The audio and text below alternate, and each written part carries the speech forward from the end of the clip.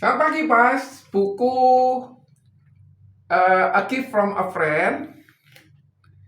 Bukunya Ibu Mary Riana sangat bagus. Bersyukur sama Tuhan karena saya dikasih motivasi Dare to Dream Big oleh Ibu Mary Riana sendiri. Mohon izin ya Bu Mary untuk membacakan bukunya ini karena bukunya ini bagus.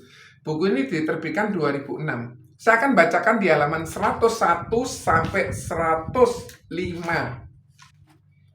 Kelinci dan kura-kura. Kelinci dan kura-kura. Kelinci dan kura-kura. Oke, kita baca ya. Saya yakin semua orang sudah mendengar dongeng masa kecil ini.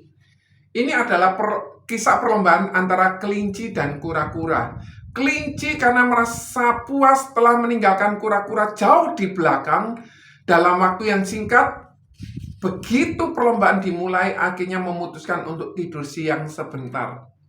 Kelinci itu berpikir bahwa kura-kura tidak akan memiliki kesempatan untuk menang karena kelinci akan lari lagi setelah bangun dari tidurnya.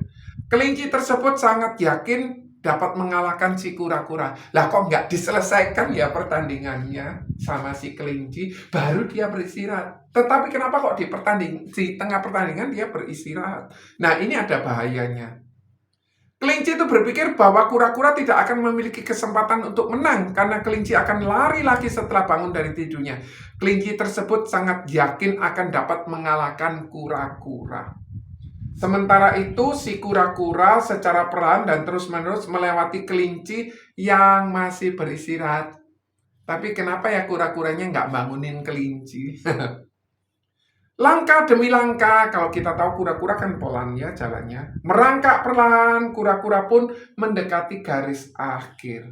Ketika kelinci terbangun, kura-kura sudah berada jauh di depan. Mendekati garis akhir, kelinci berniat berlari secepat mungkin, tetapi sudah terlambat. Kura-kura akhirnya memenangkan pertandingan. Kura-kuranya memenangkan pertandingan. Moral dari cerita ini adalah perlahan dan terus-menerus akan dapat memenangkan perlombaan. Cerita ini dikisahkan oleh guru-guru di sekolah dunia kepada setiap anak yang memasuki sekolah taman kanak-kanak. Perlahan dan terus-menerus memenangkan perlombaan. Anda tidak harus cepat karena selama Anda bekerja terus-menerus, pada akhirnya Anda akan mendapatkan apa yang Anda inginkan. Dan sebagai anak kecil kita setuju. Sekarang pertanyaannya adalah, apa yang akan terjadi dalam cerita ini jika kelinci tersebut tidak berhenti beristirahat? Nah, itu tadi yang saya katakan. Apa yang terjadi jika kelinci berlari secepatnya dari awal perlombaan sampai mencari garis akhir?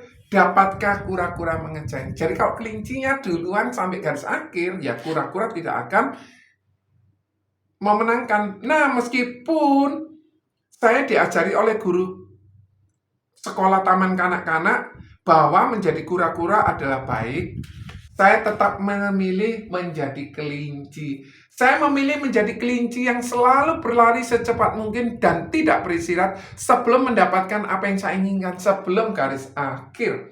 Tidak ada kura-kura manapun yang giat dan rajin dapat mengejar saya. Memang benar bahwa perlahan dan terus-menerus akan menyelesaikan perlombaan.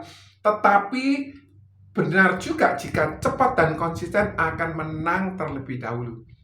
Oleh karena itu, sementara orang lain diberitahu untuk menjadi kura-kura yang giat bekerja keras dan rajin, Anda dapat memilih menjadi kelinci dan berlari cepat dan berhenti hanya ketika mencapai apa yang Anda inginkan. Anda akan menang, dijamin. Dari 3 cerita yang telah saya bagikan, saya yakin pesannya sudah sangat jelas. Yang pertama, kelinci dan kura-kura. Yang kedua, kuda dan sapi.